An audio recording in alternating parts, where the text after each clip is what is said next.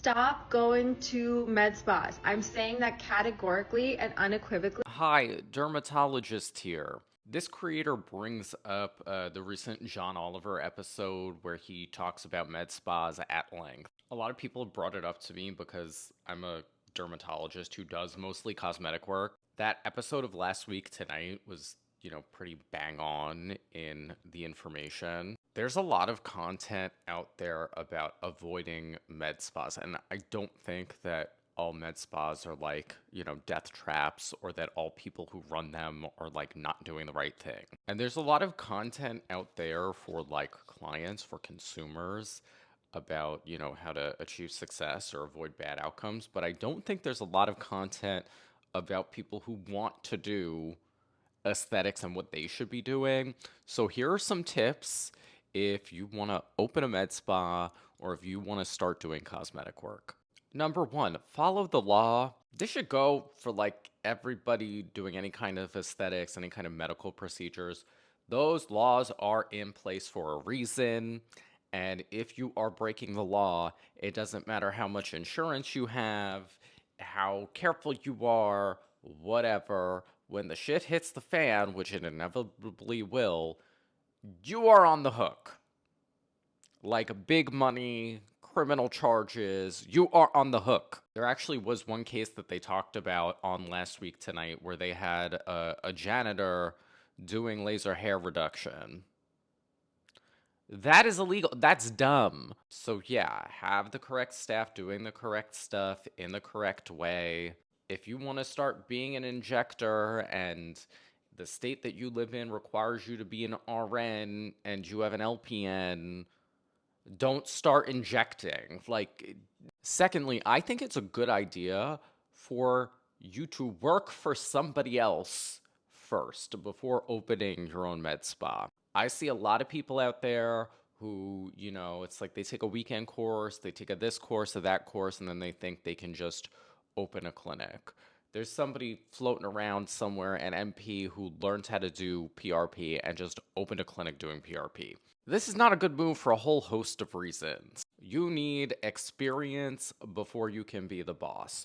You need people there that you can learn under. Even if you're seeing your own clients, you need somebody who's more experienced that can teach you things about when stuff goes wrong, who can give you another viewpoint than whatever training you took, no matter how rigorous it might be. This is not one of those situations where you should automatically become the boss.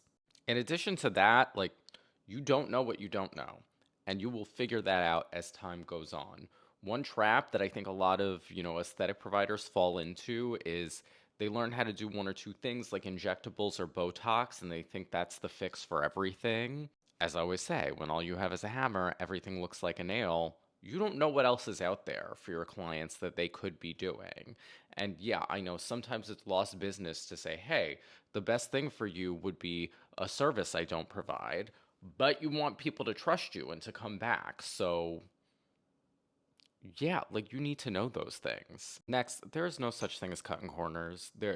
Like cost saving.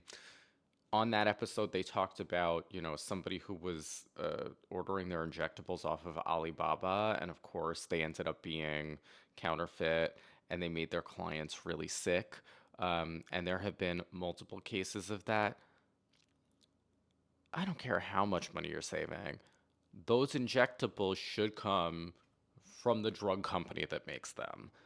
There is no way to cheap out on this stuff. It is idiotic to think that you're in some way skirting the cost of these things. It's just dumb. And not only can you put people in the hospital and potentially, cause them to die, you will lose your business. The last thing that I want to touch on that episode touched on was these places having medical directors that are doctors that a lot of the time are just essentially putting their name on the place as the medical director to make a quick buck.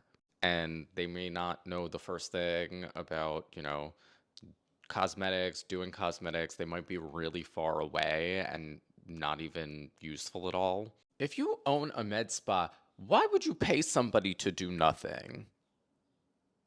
I understand that the point of it is that you need a medical director to operate, but wouldn't you rather have somebody that you can actually call when there's a problem, when you don't know what to do, when there's a medical issue with your client? Get somebody who knows what they're talking about and can actually help you when the shit hits the fan, which it inevitably will. That person should also help you develop protocols for what happens if there's an emergency. Like when I'm doing injectables, doing lasers, doing what it's like I have a whole algorithm in my head about what can go wrong and what to do in those cases. You need somebody who has the experience to help you do that. Like I always say, cosmetic procedures are medical procedures. So let's treat them as such and let's treat the practice of aesthetic medicine as medicine because that's what it is.